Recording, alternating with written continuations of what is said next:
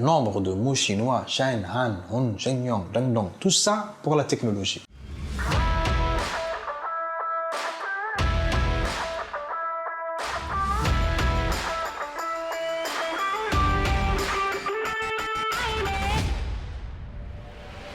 Toi qui pensais proposer dans la vidéo précédente, as-tu déjà choisi ta bague?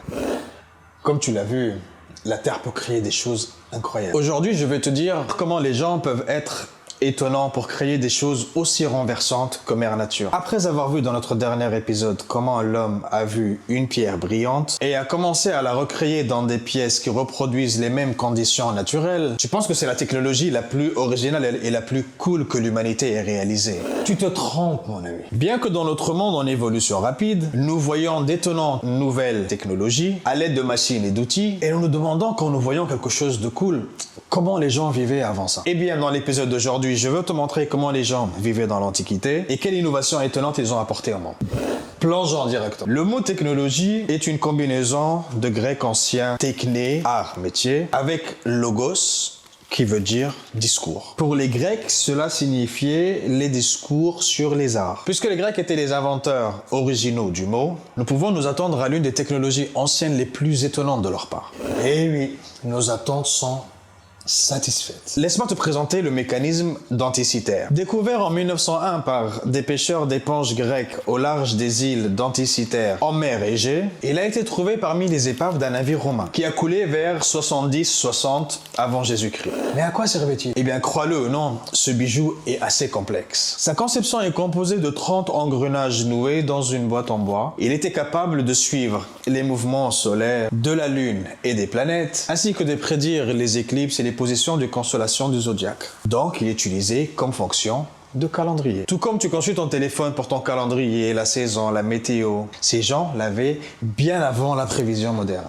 Mais en mentionnant les Grecs, nous ne pouvons pas passer sans mentionner un des plus grands empires du monde, Rome. Les Romains étaient les pionniers de l'ingénierie. Et laisse-moi t'assurer que dès la prochaine minute, tu te souviendras de la technologie romaine à chaque fois que tu passes devant un bâtiment. L'un des facteurs importants de la technologie de la construction est le béton. Et maintenant, lorsque nous regardons en arrière, nous retrouvons une des technologies les plus révolutionnaires et fascinantes qui est le béton romain. Tu penses peut-être, qu'est-ce qui est si spécial? Eh bien, tu as tort, cher ami. Laisse-moi t'expliquer. Ce que tu vois ici, c'est le béton romain. Et ce que tu entends, c'est une moto qui passe à côté. Il a été inventé avec la montée de l'Empire romain. Il y avait une demande pour les grandes infrastructures telles que les routes, les ponts, les aléoducs et des bâtiments monumentaux comme le palais de Dioclétien, comment tu lis ça? Bref, il est là. Il est là. Le Panthéon, le Colisée romain et beaucoup d'autres. Mais encore une fois, qu'est-ce qui le rend si spécial? Le secret réside dans la recette.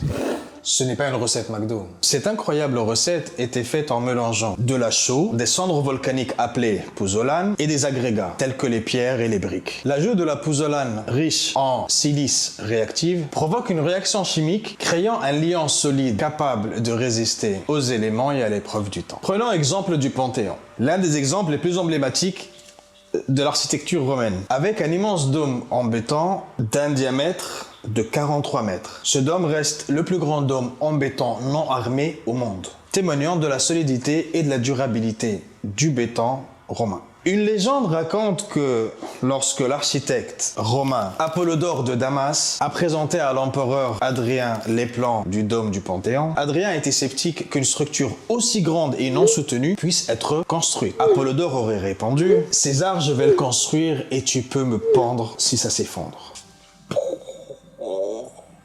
Le dôme fait de béton romain non seulement a tenu bon, mais tient toujours jusqu'à nos jours. Après la chute de l'Empire romain, le savoir-faire pour produire du béton romain a progressivement disparu.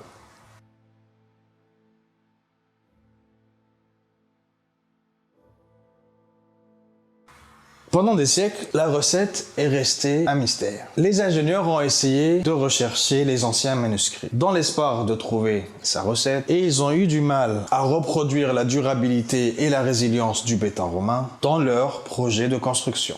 Ce n'est qu'à la Renaissance et aux périodes ultérieures que l'intérêt pour l'architecture romaine a relancé les efforts pour étudier et essayer de comprendre les secrets du béton romain. En parlant de recettes, laisse-moi te parler d'une recette qui a renversé les esprits de tous jusqu'à nos jours. Battement de tambour. La momification. Les Égyptiens ne plaisantaient pas lorsqu'il s'agissait de technologie et d'invention. Jusqu'au point où, jusqu'aujourd'hui, nous pensons encore que les pyramides ont été créées par des extraterrestres. La momification est une pure technologie. Pour ceux qui ne le savent pas, cher ami, la momification est un processus pour préserver les cadavres de la décomposition. Elle n'était pratiquée que pour les rois, les reines et les grands prêtres de l'Égypte antique. Les Égyptiens croyaient que l'âme Ka et la force vitale Ba du défunt avaient besoin d'un corps bien conservé pour l'habiter dans l'au-delà. Ainsi, le processus de momification était considéré comme essentiel pour assurer le voyage réussi du défunt dans l'au-delà. Le processus comprenait le retrait des organes internes. Une fois les organes internes retirés, le corps était lavé et recouvert de natron. Un mélange de sel naturel composé de toute la famille des sodiums. Carbonate de sodium, bicarbonate de sodium, chlorure de sodium et sulfate de sodium. Réunion de famille. Le natron avait des propriétés dessicatives, ce qui aidait à déshydrater le corps et à prévenir la putréfaction. Cela a été découvert dans la science moderne, mais jusqu'à une époque très récente, toute la technologie de la momification était considérée comme des sorts magiques lus sur les corps. Ce n'est pas toujours l'Occident qui a créé ou inventé les technologies. On dit lorsqu'il est forcé à bout, l'esprit humain devient la forge de l'innovation. Imagine vivre dans un endroit plein de tremblements de terre et qu'à chaque fois qu'un tremblement de terre se produit, des gens perdent leurs proches. Comment te sentiras-tu? J'entends la peur, la terreur. Alors, qu'essaierais-tu de faire? Exactement. Tu essaieras d'étudier et de prédire d'une manière ou d'une autre quand le prochain tremblement de terre se produira. Pouvons-nous le faire? Oui, bien sûr. Nous avons toutes les applications pour le faire, mais qu'en est-il de quelqu'un qui vit au 2e siècle après Jésus-Christ? 2e, second siècle, bref, au 2e siècle après Jésus-Christ. Attends, aussi invraisemblable que cela puisse paraître, les Chinois ont fait de cela une réalité au second siècle, au 2e siècle, lorsqu'ils ont créé le sismoscope chinois. Cette technologie renversante a été inventée par Zheng Han. J'ai besoin que tu te concentres avec moi. Elle consistait en un grand récipient en bronze avec 8 têtes de dragon positionnées autour du bord. Chinois, dragon. Chacune de ces têtes de dragon tenant une petite boule de bronze dans sa bouche. Sous les têtes des dragons se trouvaient 8 statues de crapauds, positionnées avec leur bouche ouverte pour attraper les boules de bronze. Le sismoscope était rempli d'eau et les têtes de dragon étaient connectées à une direction spécifique sur la boussole. Lorsqu'un tremblement de terre donc se produisait, le mouvement du sol provoquait le largage d'une boule de bronze par l'une des têtes de dragon dans la bouche de la statue du crapaud correspondante en dessous. La direction d'eau d'où provenait le tremblement de terre pourrait être déterminée en observant quelle tête de dragon avait libéré sa boule. En examinant les statues de crapaud, tu pouvais estimer la gravité du tremblement de terre en fonction du nombre de balles attrapées. Je t'entends bien sûr, tu te dis comment peut-on se fier à telle chose pour son exactitude? Mais la science moderne a effectivement approuvé son exactitude. Déclarant que l'invention du sismoscope était une réalisation importante dans le domaine de la sismologie et la détection des tremblements de terre, le dispositif de Zheng Han, je suis allé sur YouTube, je l'ai lu. Le dispositif de Zheng Han a fourni des informations précieuses sur la nature des tremblements de terre et a contribué à faire progresser l'étude de l'activité sismique dans la Chine ancienne. Et je l'ai estimé bien avant parce que même à son époque, il est devenu viral. Et ça a valu à Zheng Han la reconnaissance de la cour impériale sous la dynastie Han de l'Est. L'empereur Shan des Han, impressionné par la précision du sismoscope pour détecter les tremblements de terre, a nommé Zheng Han astronome en chef de la cour Han. Et il lui a donné le titre de Seigneur Zheng de Shenyang. Les légendes sont présentes dans la plupart de ces technologies, ce qui montre comment les gens ne pourraient pas croire à leur invention. Les esprits des gens n'étaient pas conçus pour croire que de telles choses existaient. Il y a donc un endroit où les gens croyaient réellement qu'un géant l'avait construit. Cet endroit est Göbekli Tepe. Laisse-moi te ramener 11 000 ans en arrière en Turquie pour voir le magnifique Göbekli Tepe qui se compose de nombreuses structures circulaires faites de piliers en calcaire massif dont certains pèsent jusqu'à 20 tonnes. Ces piliers sont ornés de gravures élaborées d'animaux, de symboles et de motifs abstraits. Un jour,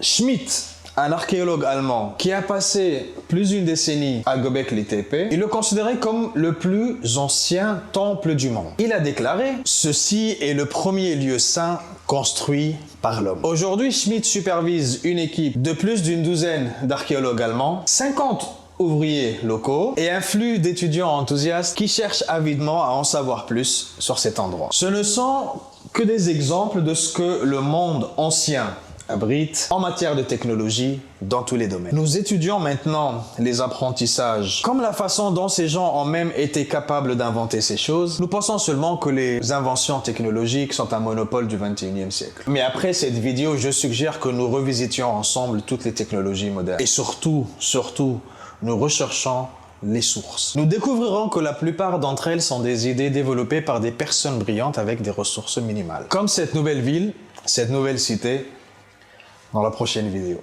Attends. Abonne-toi, commente, partage, like. Tout est gratuit.